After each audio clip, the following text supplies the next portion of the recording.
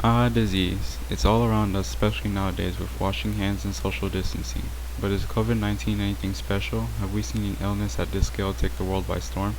To observe the effects disease has had on mankind through the ages, we need to understand the basics. What is infectious disease?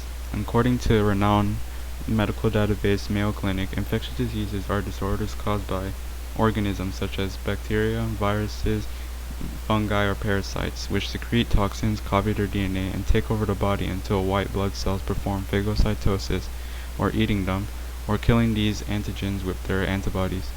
These microorganisms are transferred from person to person through physical contact, sneezing, coughing, food, water, and even insects that act as vectors such as mosquitoes and rats. So as the social and urbanized creatures we have become, there are bound to be large outbreaks of infectious diseases.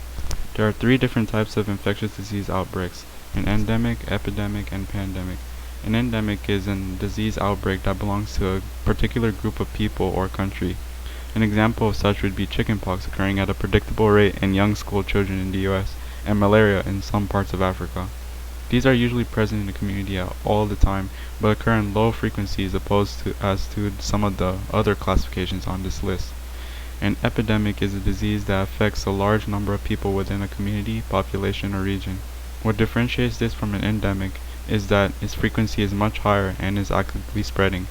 Some examples of an epidemic include the bubonic plague of the 14th century, smallpox, and typhus. The bubonic or black plague in the mid-1300s ravaged Europe but was contained in the Eurasian continent.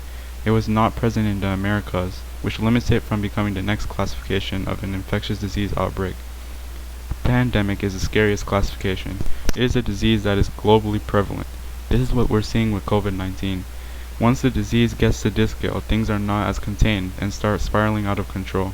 You start to see a lack of infrastructure, and because it is, most of the time, a novel virus that we can't do anything about except treat the symptoms in patients. This brings us to the question at the beginning of the video. Have we seen an infectious disease of this scale, pandemic, before? And the answer is yes. When? We would have to go back several years, actually about 102 years to be exact, to the Spanish, or actually French, flu of 1918. By the end of the pandemic, 50 million died and a staggering 500 million were infected, nearly a quarter of the world's population at the time. But looking back a century ago, hygiene and technology were not up to today's strict standards. To give a frame of reference, many doctors did not wash their hands, leading to bacterial superinfections, and patients lay in overcrowded beds, malnourished.